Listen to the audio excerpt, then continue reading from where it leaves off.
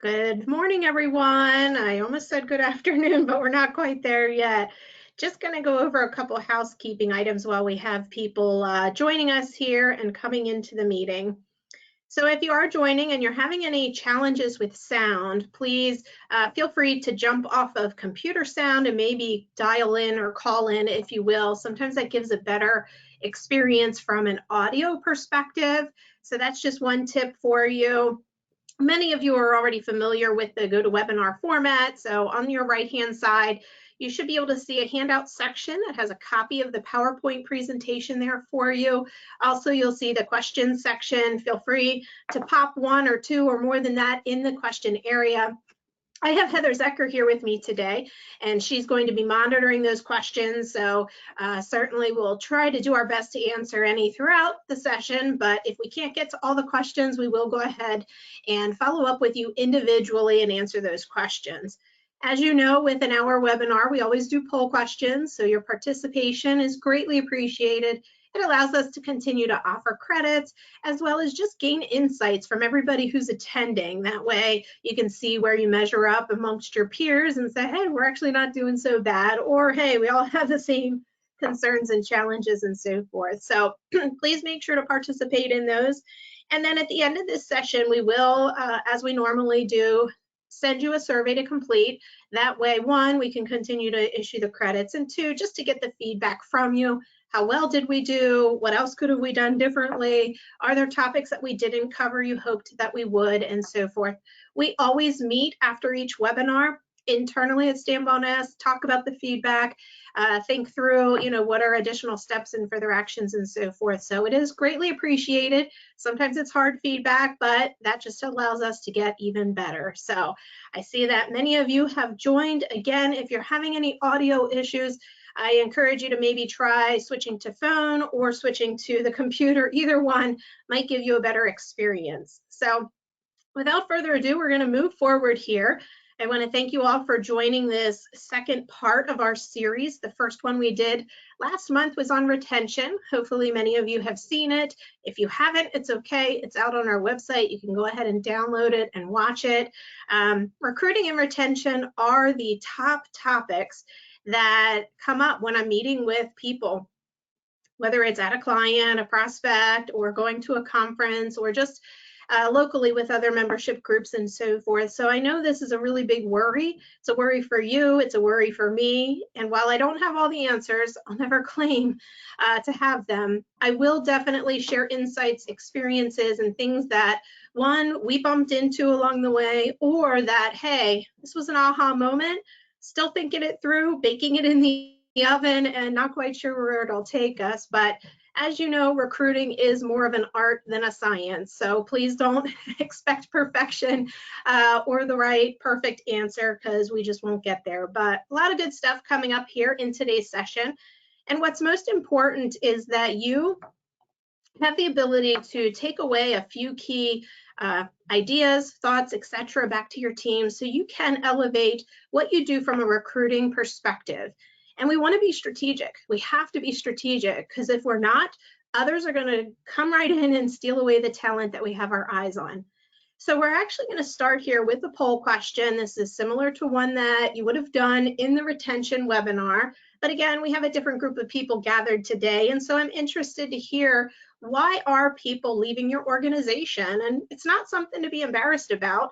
It's just creating awareness of where you're currently at. So is it because they saw bigger or different learning growth opportunities at another organization? Are they just making a complete career change? They say, hey, I don't want to do that anymore. I'm going to do this instead. Is it because they were offered a significant increase in compensation and or benefits? Could it be related to the culture or the leadership? It's just not fitting their personal desire or styles? Or is it all of the above? I've talked to many companies where, yeah, they could say that somebody left for each one of these reasons. So we do need about 85%. If you'll go ahead and make sure to check off which one most appropriately fits to you. And if you're not sure, it's okay. Just select one so we can get to that percentage, and then we'll shut it down. We'll share the results, and then I'll pause to see if there are any other questions that you want to start out or lead with as we get our presentation underway here. All right, so there we are. You can see that compensation and benefits is a significant reason why people are leaving, and it still surprises me. And we'll talk about that today, why I'm surprised by that. Obviously, if somebody offers $20,000 more, you'd kind of be silly not to entertain it. And I don't know that that's the long-term solution for people wanting to make a change. But yes, learning growth opportunities definitely is something that especially younger generations are interested in, saying, hey, what's in it for me? What path do I have? And, all of the above. I am not surprised by 34% of you experiencing that, because these are the reasons that people have decided to make a change. So we'll go ahead now and go into our presentation. This slide will look familiar to you. I'm not going to spend a lot of time on it, but just wanted to set the stage for what we're facing as we're out there trying to find talent for organizations. So it is truly the perfect storm, or not so perfect storm, right? It's frustrating and causing chaos in all of our worlds, but we do have this great resignation, and you could just say, hey, that's the hot term of the quarter or the year, and I agree to some extent, but what it essentially just means is that, hey, people are on the move in more significant ways than we've seen in years past. And while we did have a war for talent, that was what it was coined prior to 2019 and leading into 2019, we are still fighting for the people. So call it whatever you want, those dynamics are still there.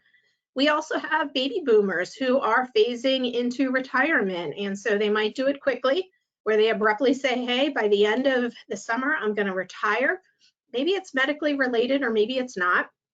And then you have others who say, I'm just not quite ready to step away fully, but I'd be interested in working partially, whether that's 20 or 30 hours a week or on call. That is a huge opportunity for us to really keep around some of that knowledge, wisdom, insights, and experiences that we've collected along the way. So that is definitely a place that we could recruit from. So put that in your hat as just one idea that possibly could be baked in your organization, could be a possible short-term solution, if not a longer-term solution for you. We've got a really good economy, and I know there's a lot of politics around that. We're not getting into it, but there are a lot of jobs out there available, and people don't have to work as hard to find a position, and you have just the infusion of the money into the infrastructure and so forth. So I hear all the time, day in and day out, I would hire 10, 20, 30 more people because I've got the work if I could, but they just can't hire that many people. There aren't enough available to be able to fill those potentially open positions. And then, of course, we're still trying to come out of this thing called the pandemic, and that's the last time I'm going to refer to it. But there was a lot of reflection that occurred, people making significant changes personally, professionally. So we're still kind of sorting through that. And I think as we move towards the end of the year, that will settle per se. But then what comes next? I guess that's the magic question of the day.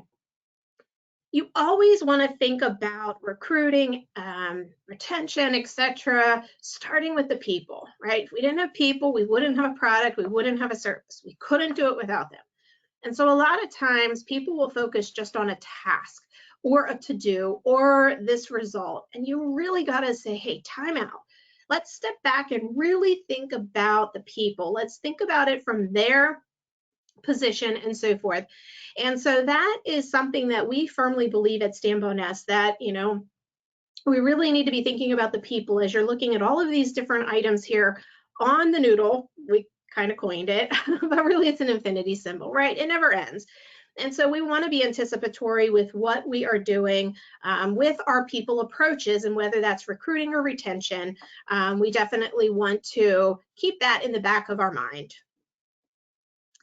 All right, so you will recognize this next slide here. I really liked the theme of the ingredients, so we just carried it forward into this series as well, because essentially there are some key things that we need to do, key ingredients, and when we blend them in a unique way, our recipe is going to be different than the person next to us, and hopefully they're both tasting wonderful, right? Or we could have put the wrong ingredient in, put flour instead of sugar, I don't know. But here are a couple key things that we're going to be walking through today. Why are we talking about competitive advantage? because we need to bring this back to the conversation. I haven't seen it talked about in this way, so I want to remind you or introduce to you a different way to think about the way you approach your recruiting strategy. We're then going to talk about our audience. Who are we looking to hire and why? I'm going to share a recent example, a successful example that I have, and just giving you hopefully a different approach maybe for the next position that you're looking for. How about when we say hello? What is that exact moment in time that you're saying hello to a prospective employee? And is that really the first point that you want to say hello? So we'll talk about that.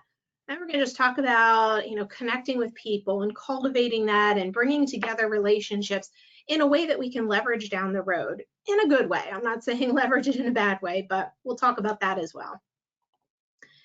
So when you think about competitive advantage, we're just really trying to be different. We're not Walmart, we're not competing on cost. We're competing on being different, right? And a lot of what all of us do. Now, some of you on the call may actually compete on cost, and that's okay. It's not a bad thing.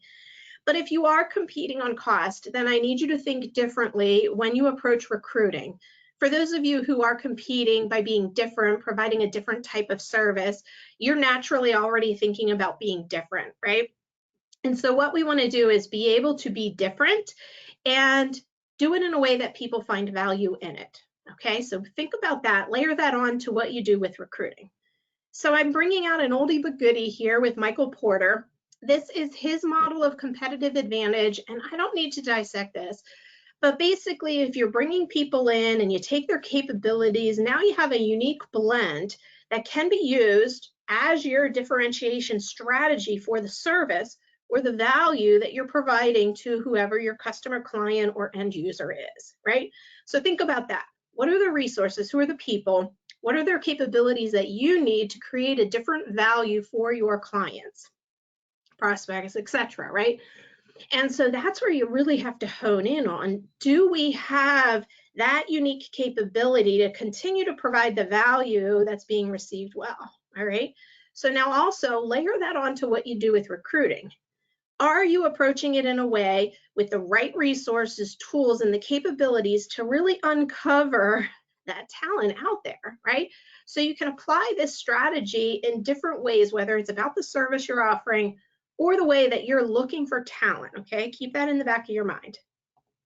So here are 5 components. I didn't create this, I just borrowed it, but I thought it did a nice job of just simply saying, hey, are we doing recruiting in a unique way? Because I'm going to shift back to recruiting now. We're going to step aside from the services you provide. Let's go back to the recruiting. So are you approaching it in a unique way? And are you avoiding being so generic that you're just in the sea of the rest of the recruiters out there trying to all do the same thing? How can you stand out? And then not just a short burst for this one position, but how can you do that ongoing? So that way you're continuously in front of people who at some point down the road might want to make a change and they might look to your organization to make that change. So are those individuals, those highly talented people, looking at your organization as a valuable place to spend their time? Right? So they're spending 40 plus hours working with you. Do they see value in doing that? Do they see those growth opportunities? Or do they see the stability that they haven't had for the past couple of years? Whatever that is that we can offer, we want to make sure people are connecting that to us when they are making those choices about who they want to hear from and who would they potentially go work for, right? And can you consistently do it over and over and over again? And I'm not saying you don't ever change, but can you consistently have that advantage against other recruiters in the marketplace to be able to attract that talent? I'd like to think at Stanbo Nets we've done a pretty good job of that. Are we perfect? Heck no. But I think we have uncovered a few tips and tricks, and along the way you'll see those peppered in. See the connection to recipe there. But anyway, so hopefully you will be able to take away a few ideas back to your team and just try things different. And if you fail, it's okay. Just do something different the next time. It's okay. The first place that you have to start to be different is really understand what is your purpose. So your purpose as an organization, how are you going to use the experiences, talents, passions, and so forth to benefit your customers, clients, and users, etc., right? So knowing what that purpose is, you're going to attract people who are similarly aligned with those goals, purposes, value, etc., right? And you want to make sure that you're aligned, because if you're not, then I don't know that the relationship between you and an employee is going to work long term. So on this next graphic here, you'll see that there's a few key things that are important to have a successful business. And you'll see that we lead with purpose. That is huge, and it's bigger for a reason. That if we don't know why we're doing what we do, well, then we better figure it out so we can sell that through our recruiting efforts to attract people to say, hey, this is why you should join us. This is important to us, and we hope it's important to you as well. Because if you don't have purpose, the rest of this is going to be clunky and you're going to need a lot of oil to keep the machine going. Just saying. So you have to really dig in deep, and it's not the mission statement on your wall, because a lot of people don't know what that is or can't recite it. And so maybe that's where you start. Maybe you need to go back to the drawing board and say, hey, what are we doing? Why are we doing it? Why do we get up every day and fight for what we believe in, right? So that's where the real joy comes in. And you'll see this quote here is that when you have a true purpose and you know why you do what you do and you connect it to everything you do every day, that's the fuel, that's the energy. So speaking of compensation, yeah, that's a short-term fuel. It kind of gives you a little extra juice. You can knock off that project that you've been looking to do, but long-term, it's not going to sustain somebody being happy with an organization. I just don't think it is. And if it is, it's a diamond. It's really rare. So this is where you really will get a lot of value and get a lot of for the energy that you invest, is really figuring out who you are, why do you do what you do, and then weaving that into the messaging as you're looking to bring people to your team that are closely aligned to that. So with that, we're going to go to our next poll question, because I'm really interested in hearing from you. I want to know if your purpose right now attracts talent. Go.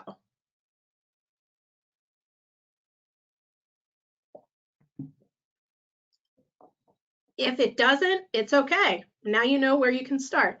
If you're not sure, well, then let's figure it out. How do we figure that out? Well, we figured that out by asking people we recently hired, right? What drew them to your organization? Are they familiar with your purpose and why you do what you do? If yes, it does attract people, fantastic. That's one thing. Then I think you can just sing louder and use that to leverage finding the people to work in your organization that you want to.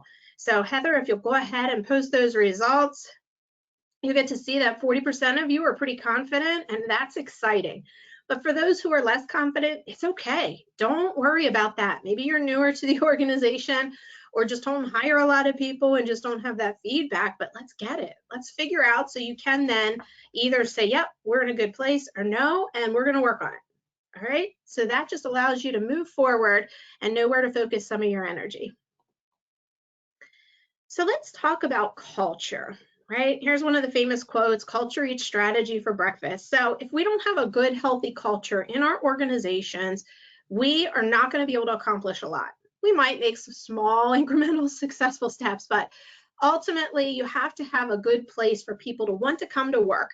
Why do we do what we do? And then having a fun place or a place that everybody's aligned and it feels good. And yeah, there's disagreements that happen, but can we move through that in a healthy way? Can we talk about moments that make us each cranky, right? And then get to a better place. If we can't, if there's aggression, screaming, and so forth, well, then we need to pause, because anytime you try to attract somebody to your organization and the culture is not in a good place, you're not going to keep them. I'm sorry, you're just not, unless they're desperate. And in this environment we're in, there's not a lot of people staying places because they're desperate. So, you know, how unique are you as an organization? What are some of the things that you offer that might be different from the person or the company down the street, right? So you have to have strongly held and widely shared set of beliefs. And this definition came right out of a SHRM article. And if you're interested, I have the link there. So you can maybe work on that. If you think it's just not in the place you want it to be, that it's not attracting people, well, then take that article and just read through it and see what your team thinks. And certainly if we could be a resource to help guide you through that process, we would be happy to do that. Because at the end of the day, your culture is what's going to help retain your people. It really is. The other thing I want you to think about is, you know, focusing externally. When you think about your brand, There's the compensation and benefits. Do we pay above the industry or not? Do we provide a career path? Do we focus on well-being for our employees? How is that different than what maybe they had at the place that they came from? Or have we reminded people recently that have been with us for several years about what we really do offer and where we've put some extra effort and energy just to make sure that people are in a happy place? And then right there's that purpose, right? So emotionally, are people connected to your organization? If they're not emotionally connected, they're not engaged, and they're not going to be with you long term, or they're just going to ride in the back of the boat and coast along and potentially impact somebody else who might then make the decision to leave your organization. So when you think about what you offer, the culture that you have, the purpose that you're fighting for, are you promoting that externally? Do people understand who you are and why you do what you do? Because if not, then that's where maybe you need to focus a little bit of energy. And I know your marketing team would love to be involved in this. So a lot of times you'll have the people who are in charge of marketing and HR come together in a united way to say, hey, how are we not only going to promote our organization to entice clients or customers to come to us, but also the talent? Because if I'm somebody out there looking to partner with an organization, I want to know how they treat their people. If they're treating their people well and they offer some really good juice or perks, etc., then I know I'm going to get a better service or a better product because people care and they enjoy what they do. And it's never going to be 100% perfect. I'm not trying to say that, but if you really want to invest time in this area, I included an article there that might be helpful for you, a link. Feel free to check that out. Scott Butcher and Emily Lawrence on our team also would be excited to work with all of us to help maybe elevate that for you. And, maybe you just want to have somebody else take a look at it and give an honest opinion or feedback on, hey, what's your impression of our organization when you're out there seeing our branding? So we'd be happy to do that as well. Just allows you to get that feedback and then figure out, do we want to do something different in the future if it's not the impression we're hoping to leave? So the next critically important part of recruiting is to know your audience. Who are you looking to hire? And this has just continued to scream in front of me recently because here's a story of a recent search that I did. So I knew that I was finding a senior level person in an organization, and that senior level person was coming to a small organization. So right there, it told me that I have to be cautious if I try to bring somebody who works at a larger organization into this role. Would they be happy long term? Maybe it's the exact change they're looking for. Maybe they want to have more influence, have more of an impact than being with a large organization like Walmart, right? But I also knew that this could be the perfect opportunity for somebody to step into, like the next step in their career, where they would have that opportunity to really grow, not only themselves, but the organization. Because it wasn't a highly complex situation, we had that flexibility to maybe bring somebody in who had a lot of energy and fight in them. And so taking all that into consideration, I went out to LinkedIn and started looking for people, and I'm studying their experience and their career path. And I'm just saying, hey, who might be a good person for this role? So found 6+ awesome candidates. It's like, how do you pick just one, right? So luckily I'm not making that decision, client is. But those are some of the things that you have to really peel back. Like, who am I really looking to hire? And who is that person that might be interested in what I'm looking to offer, right? So I had a different experience that was not so successful. A position I was helping reached out to over 100 people. That's more than I've ever done for any search. And I'm scratching my head like, what is wrong? Why am I not getting the traction I normally do? And, I received a little bit of feedback. Well, that's more responsibility than I'm interested in. I'm actually trying to not work as hard. And I got maybe a dozen people to respond to me. So I was feeling deflated and defeated. And so that geographic area was a tough one. And so, not each experience, both senior level positions, each experience is wildly different, right? You can be successful and not, but that means you don't stop fighting. You keep looking and searching and saying, hey, what can I do differently, right? what can I change in my approach to be able to hopefully open the door to the person that would be a really good fit to put into the organization. So as I was having conversations with Michelle about this, she coined it really well. And so she said, look, I think people just have fatigue. They have a recruiter fatigue. And so the people that you're approaching, are they potentially fatigued with recruiters reaching out and knocking on their door? Are they facing some other kind of fatigue in their personal world and so forth? And how can we be sensitive to that by maybe approaching them in a way that, hey, now they might get excited, right? It's not just another recruiter knocking on my door, trying to get me to talk to them, right?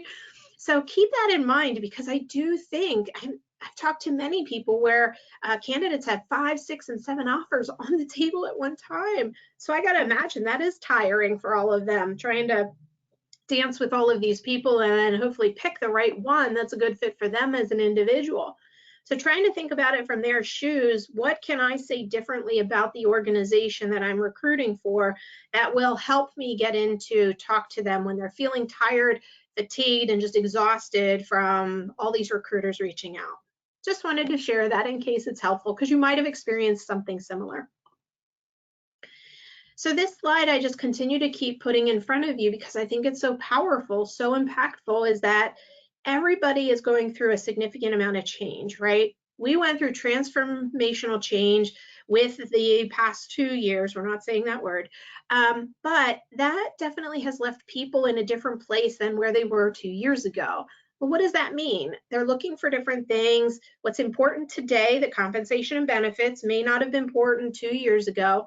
Or maybe it's not about the pay at all. Maybe it's just looking to have better opportunity of a path for growth. Whether it's subtle or significant growth, aggressive growth, they want something different. And so not only are they looking to change potentially personally, but then when they do that, make that change, how are we going to help them acclimate to our organization? So as people who are recruiting or hiring, we need to be giving thought to that whole dynamic of change. One, they're making a personal decision, so they have some emotion connected to what they had or where they were.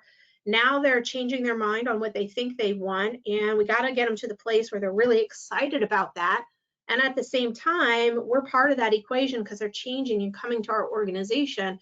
So what do we need to do to help them be successful? So keep all that in mind, because when you know your audience, you can better identify those who will come to your organization and be successful, and maybe those where it's just not the right fit, not right now, maybe in the future.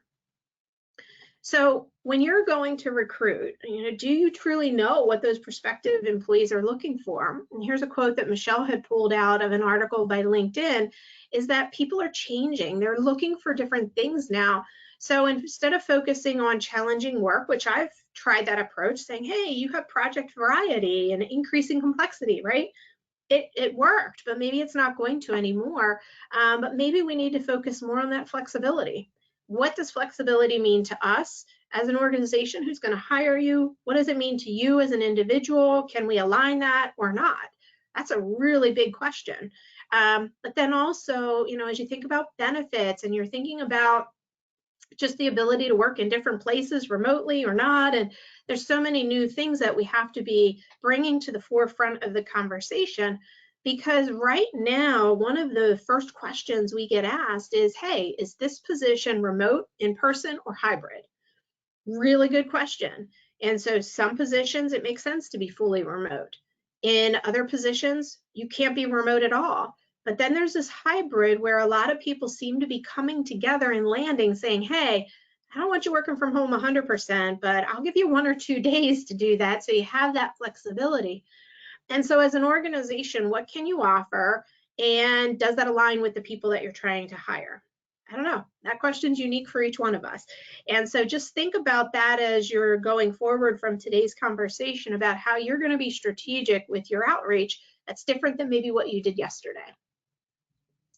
So here are just a couple things to throw out there as far as what people may or may not be interested in or looking at. But if you're in growth mode as an organization, what does that mean?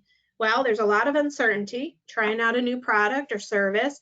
You may not have all the processes defined. You may not even know all the roles that are needed to fully execute that. There's a lot of change happening. It might be significant. Well, there are people who will thrive or who will take it on as a challenge and be excited by it. And there are others who will not be successful.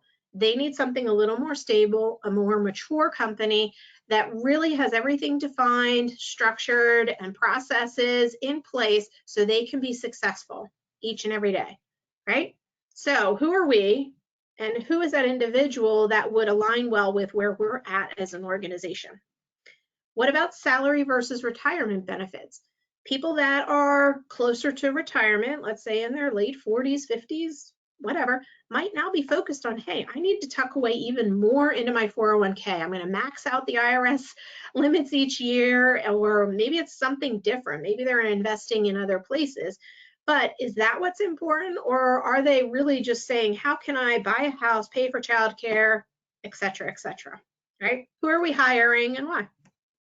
Learning and development. I think everybody enjoys learning to some extent, but is that more individualized, or is it something that the company offers and provides as part of that pathway? What about meaningful work? We talked about purpose. Does it align with what the person is interested in doing? So I had the opportunity to meet with some landscape architecture firms recently, and the work that they do is amazing. So if I were really into giving back to the community, being more green, sustainable, that might be a path for me, right? Because it's just really cool when you're around individuals who have worked in the industry and just that energy and passion. It's exciting. And so maybe that artistic side isn't for you. Maybe it's more on the math and science and engineering side. I don't know. But what is that? What is meaningful work, and what do you as an organization offer? We talked about flexibility. We talked about remote work versus office work. But then also, are you a company that offers aggressive career paths, so you have layers, or do you not? And so some people want that. Like I said about the search I recently did, they said, I don't want more responsibility. I'm trying to work less, right? Well, then an aggressive career path for them is not going to be in the cards. And so if that was going to be part of a succession plan where somebody's approaching retirement really quickly because of medical issues, now you know that candidate's not the right fit, right? So think through in a different way, what is your current position versus who you're hiring? I know I keep repeating it, but it is just so important.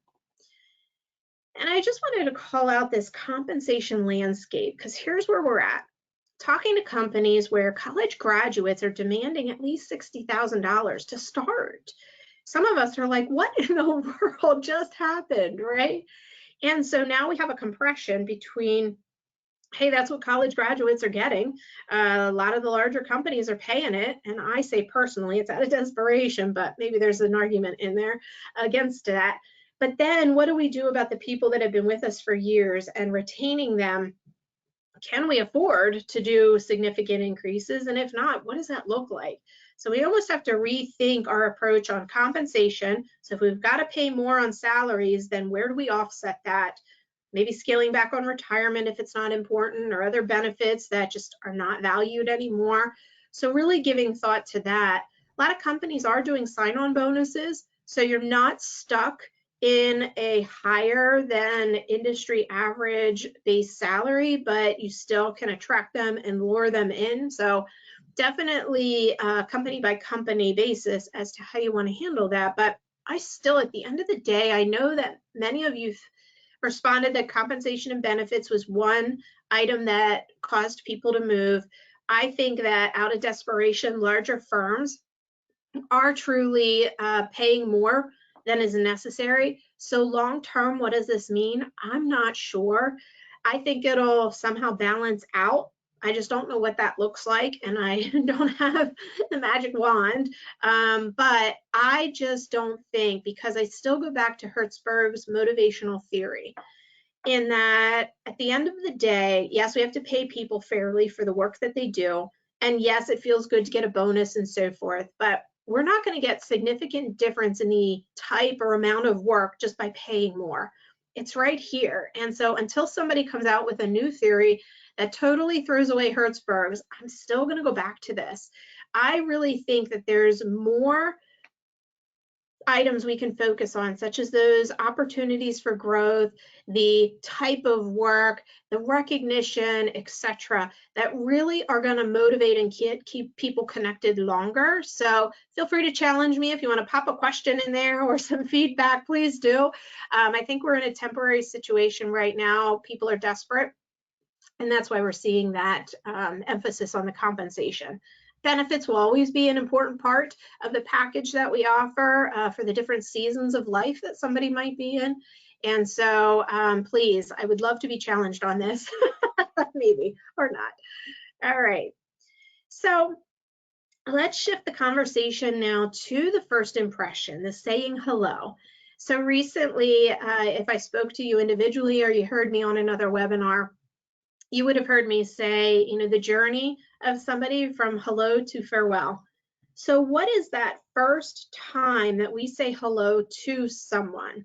Is it when we tap on their shoulder and say, I have an opportunity that you might be interested in? Well, we're late. If that's the first impression, first opportunity, we're probably pretty late to the conversation. So I have had success recently with helping a client that has a really strong brand name out there. It's like up on a pedestal.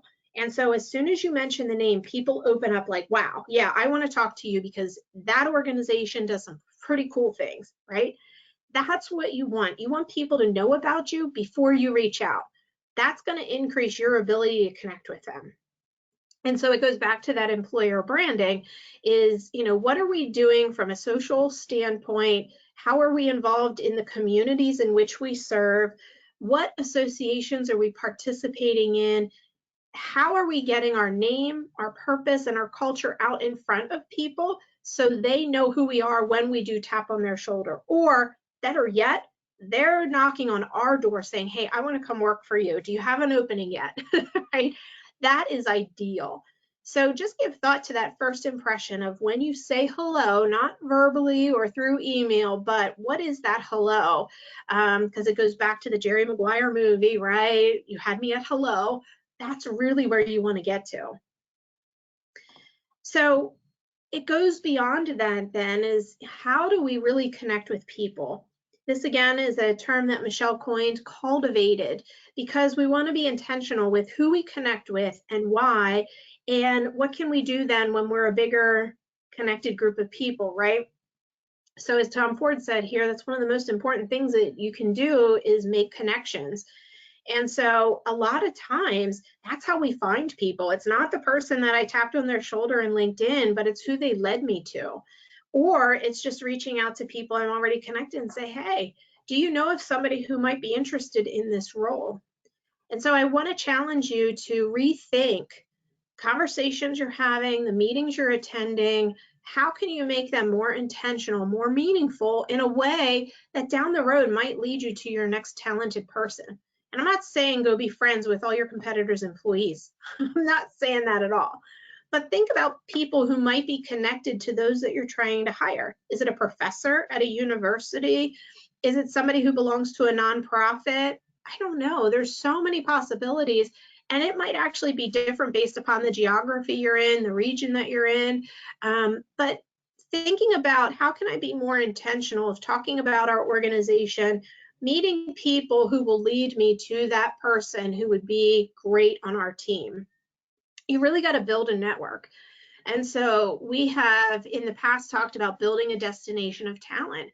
So when you pull all those things together and you think about the purpose of your organization, the culture that you offer, maybe some of the other things that you bring to the table, maybe it's community involvement, maybe it's flexibility, whatever that might be, bring that recipe or a group of ingredients together and make sure it is something that is attracting and pulling in people where they're knocking on your door before you're knocking on theirs. That ultimately is the sweet spot.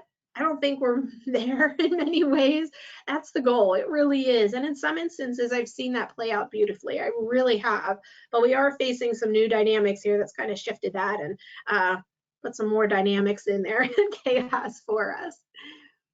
So when you are reaching out, you do want to be genuine. You want to be honest. Where are you at as an organization? Well, we've had some change in our leadership and here's why. Now, you can't give all details because as HR professionals or leaders, you just don't do that, right?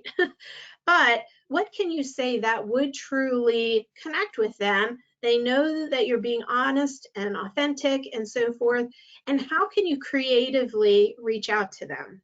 So are you apologizing as a lead-in? Hey, I'm sorry to have bothered you. Or hey, I hope you don't mind I'm reaching out. I'm sorry if this is the 10th email that you have received, but could I please have a moment? And taking a softer approach rather than say, hey, I have this opportunity. Are you interested? Hey, do you know this company? I'm working with them, right? You might even have to play on some of the connections that you have. Hey, I'm working with this person at this department or so forth, and you might be interested to know that they want to talk to you, right? Something like that. You can get creative however you want, but it's not only at the time that you're trying to really hire, but as you're building those connections. And why would they want to be connected to you? Is there something you can offer? Hey, I'd love to invite you to this network that I'm part of, or this group of people. We get together and talk about learning and growth opportunities. Or so when you know your audience and what's important to them, then you can find something that will allow you to connect together, share them an article, invite them to a group that talks about this topic that's important to them, whatever that might be. That could be your lead in, rather than some of the other recruiters who are just trying to fill a seat on the bus. So let's do our third poll question. And I'm interested to know, when is the last time you looked at your website? Through the eyes of an applicant. So if you'll go ahead and let me know if you've done it here within the past year, 2022, or if it was last year or prior, or if you never looked at it with that lens. Please let us know, because I regularly go out to websites when I'm getting to know companies. And yeah, I'm surprised that more love and attention hasn't been given on the pages that would entice me as somebody looking to work with the organization to say, hey, this is who we are, and so forth. So Heather, while we're waiting for those to come in, do we have any other questions that we should take after this poll question? Sure, I will go ahead and read that to you and then I'll close down the poll. When hiring for an extremely niche trade where the interest isn't high, what's the best route to go about hiring? All right. And I'll wait till the poll's done to answer that.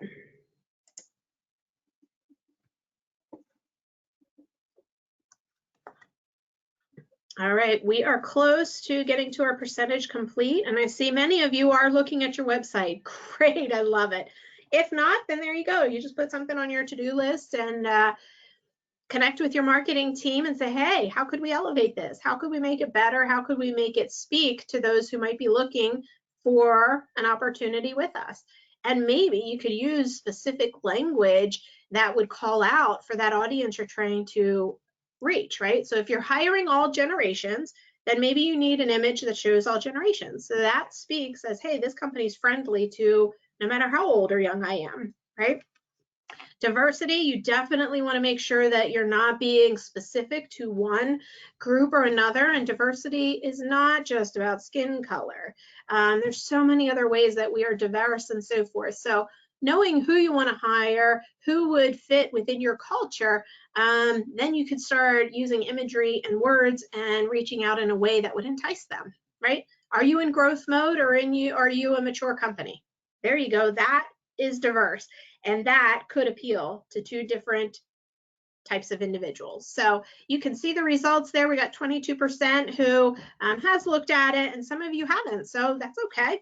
Do it now, right? Just gives you one more thing to maybe focus in on how you can elevate your recruiting strategy. At the end of the day, that's what we're trying to do and accomplish with today's session. So really good question. When you have a role that is so niche and specific, and you may not have a large talent pool to select from, right? That can be really difficult. So I would think about who are individuals that could step over. Maybe individuals that have a certain profession, have the skills, the abilities that could easily step over to the role that you're looking to achieve.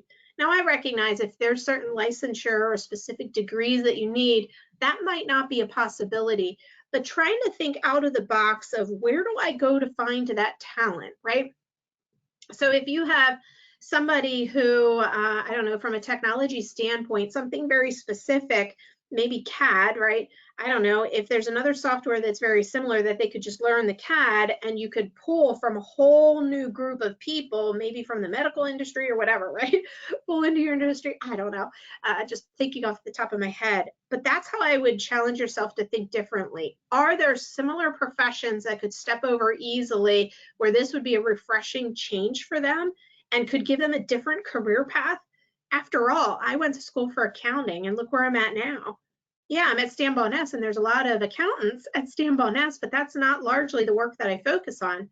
But I still use it when I'm doing compensation benchmarking, analyzing benefits, in creating bonus and incentive plans, right? So I still lean into that, but I'm doing something different because there was a different opportunity here. And so that's how I would challenge you to think about that. And if that still isn't exactly the answer you were looking for, then let's have a separate conversation. I'm happy to talk through that further. Heather, are there any other questions? We had several come in, so would you like to take one more before we move Yeah, on? we definitely have time because we only have a couple more slides. So yeah, let's answer a couple more questions. Okay, most companies in our area are paying $3,000 to $4,000 higher than we are. How are we supposed to keep people if upper management won't meet those standards? Sure, that's something that many organizations come up against. Absolutely. So my question would be, so if that's $3,000 to $4,000 extra, let's try to put in front of the leadership team the true cost of hiring, right? So if we can retain and keep our people for $3,000 or $4,000 more, or bring in that talent $3,000 to $4,000 more, are we going to be able to keep them longer and therefore we won't have that turnover? I will tell you right now, 50% of a person's salary is spent in that first 6 months through just the onboarding, the training, the administrative tasks that are associated. It adds up really quick. And there are statistics out with the Society of Human Resource Management, maybe even industry specific organizations. So once you put that dollar amount, so let's say this person makes $50,000 and you have to spend $25,000 to train them on board. Hopefully they stay. If not, now we got to do it again. So now basically that's $50,000 of salary that we've spent. And I know it's not hard dollars, but it is effort and energy. And if you're in a project-based industry, you're probably tracking that level of detail or have the ability to track it. So take that number and say, is $3,000 really that much? Okay, well, if we don't have the cash flow or the financial means for that $3,000, is there something that we can offset, a benefit that's not utilized anymore? Can we just change it and shift it more towards the compensation? So that definitely is a question that has multiple layers. Again, happy to brainstorm with you a little bit further on that one with more details. But maybe what I did share already at least gets you down a path to do a little bit of research and maybe find some data to support your argument in front of the leadership team. All right, I'm gonna go through the rest of the slides here, and then anytime we have at the end, we'll answer those remaining questions that are in there. So where do you start? Well, if I want to know how good am I doing with reaching out and finding the right people, the approach that's being used for recruiting, let me ask the recent candidates. What was their experience, right? And so sometimes that might not be easy for you if you haven't done it or you don't know the right questions. So I did want to pull up here a candidate journey map. It's a sample. It could look in many different forms, so you can tailor it to whatever you believe might be most helpful, maybe make it more simple, only a few key things, but it allows you to walk through the journey of that person slowly, right? And so again, this is just a sample. It's not one that I promote or recommend. I would need more information about your organization to give you a firm recommendation on what that would look like. You may also recognize it as being empathy mapping. People will use that too to understand a journey, whether it's of a client or an employee, or in this case, a prospective employee. But you know, across the top there are those key steps along the way that somebody walks through, those milestones when they are making a switch potentially to a different company. But down the left-hand side are things that we could do on purpose. So if naturally we can't just put ourselves in that person's shoe, maybe we didn't change job in 20 years and we have no idea what that experience looks like or should look like, right? Hopefully we do, but I know that was a little extreme of an example, but think about their needs through each one of those milestones. What are the questions that they're going to have? How can we proactively answer those questions for them and show that energy and excitement? What are the certain activities that they would be flowing through? Are they going to go to the website? Are they going to connect on their phone through an app? Whatever that might be. Do they have expectations already coming into the conversation?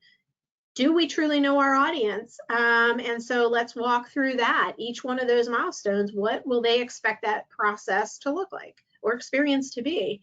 And what did they truly feel through that experience? What were some of the emotions that they had? What were some of the assumptions or ahas, opinions, thoughts, etc.? Let's peel that back. Let's see what questions specifically they asked. And are we doing a good enough job to be prepared to answer those questions? Or can we answer it on the front side so it doesn't even become a question at all? And then what content do they need or are they looking for? And did we provide it? And if not, how can we? And in what format would they want that content, right? These are all great questions to walk through as we try to uncover and understand what is that experience, who is the audience, and are we aligning it with who we are and what we're looking to achieve? So it's just a different way for you to think about what has worked well in the past for your organization, what hasn't, and what can we do differently? Because we constantly have to be strategic and thoughtful with what we do, because if not, our processes become stale and then we no longer attract the people that we're looking to connect with and get them excited about our organization. So we have 9 minutes left and we have room for more questions. So Heather, what else? Okay. With so many recruiters approaching my employees every day, how do we keep employees happy? It seems like there's a limited pool of candidates that just keep moving around from one firm to another. Yeah, here is something I read recently and I was like, wow, that is monumental. Talk to your A players. Who are the people that are staying with you, right? Who are fully engaged and motivated and excited. Talk to them and ask them, why do you stay? And what do we need to do differently so you don't leave us? 2 questions. That's it. And focus on the A people. Because the ones who are in the C, A, B, C, those in the C group, they want pizza parties. They want probably trivial things. And that is not going to probably get them to the place where they're intrinsically motivated. They are focused on the extrinsic. They're focused on the compensation, the benefits, etc. So go back to Hertzberg's motivational theory and look at a couple of those key items. And I bet you the answers that you get are going to be in that space. So then when you get that feedback, how do you now promote that to the rest of the organization about what you offer and why the grass isn't always greener on the other side? Communicate that out. We have to talk to people and let them know, hey, this is what we do. So they connect those pieces and they're not making their own assumptions or opinions. Thanks, Next question. Christy. Okay, this is a good one because I think this is a touchy subject that a lot of firms deal with. How do employers deal with the new hires revealing their higher salaries to current employees? How would you suggest companies handle this kind of situation? Yeah, unfortunately, the law doesn't allow us to take action. We can't do anything. But when you have newer staff, and I'm going to make an assumption here, I could be wrong, younger staff, meaning younger in their career, maybe not age-wise, but if they're younger in their career, they may not have been taught certain things about what should be held confidential, why are some things private. I know they have the right to talk about their salary. They absolutely do. But if we can educate and help them, so if I'm bringing in somebody young, I'm going to come at it from a mother standpoint, probably because I could be their mother, and just share with them a little bit of advice and so forth, hoping that they'll take that, keep it close to the vest, and then understand why, if they shared it, it could have a negative impact. That's what I would attempt to do, because any attempt to convince them not to talk about their salary, we could get into legal hot water. Okay, thanks, But Chris. then also on the flip side of that is just making sure, are we paying competitively? Or are they opening the door on an issue that we have that we need to address? So you might have to peel the onion back on that a little bit, because if people feel that they're fairly compensated, then they don't care if somebody shares what they make, right? But then also one last note before we go to the next question is that understanding that full compensation package, right? All the things that the company does, training, development, learning, payroll, taxes, benefits. When people understand the full package, it helps them have a better picture of where they stand compared to somebody else. It's when we don't communicate those things that they make assumptions and they go to salary.com and they say, oh, I should be paid that. Well, salary.com is not industry specific, probably isn't the best resource to comparing apples to apples. And so anything we can do to educate on the front side, it'll probably ward off some of those other noisy things that may occur. Go ahead, Heather. Sure. Do you have any suggestions for reaching out on LinkedIn? Yeah, I've got a lot. So right now we use Recruiter Lite as a tool. So it allows us to group people in a way that, you know, whether it's on skill, experience, etc., we group it by project. And so I pull in people into that project. And again, I'm looking for keywords, key experiences. One of my techniques is, hey, what companies do I know develop really well? Or what company do we want to pull from because we know they've got talent, right?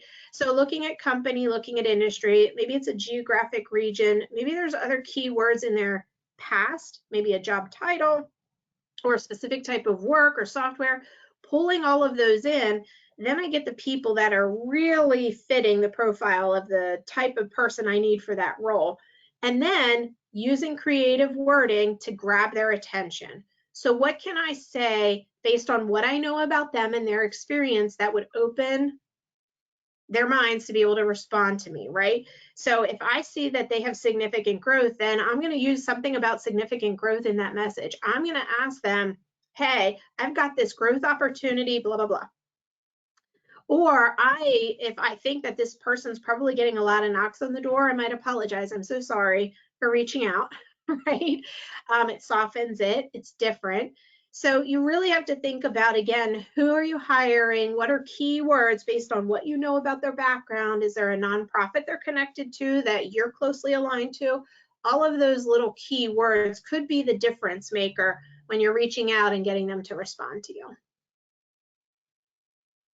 All right, time for one more, I think. Do you have Sure. any suggestions for compensation modeling tools to compare location to location as we're dealing with remote workers? An example, obviously, Toledo versus Washington, D.C., there's a big difference in cost of living. Yeah, many of your organizations who provide survey reports will point back to the Bureau of Labor Statistics. So you could always go out there, a place that I go frequently, not only for maybe some compensation data, but also just job descriptions and roles and responsibilities. If I need a descriptor, is onet.org, I believe it is, o*net.org. That's a great place to go to. But at the end of the day, you want to use industry specific data. And that's what we do. We have a tool where we help companies, we pull together the multiple data sources into one model and be able to share our insights, observations, and recommendations as to, okay, which data set is most closely aligned to your compensation philosophy that we can then take forward and say, okay, are there key decisions we need to make based on the data that was pulled together?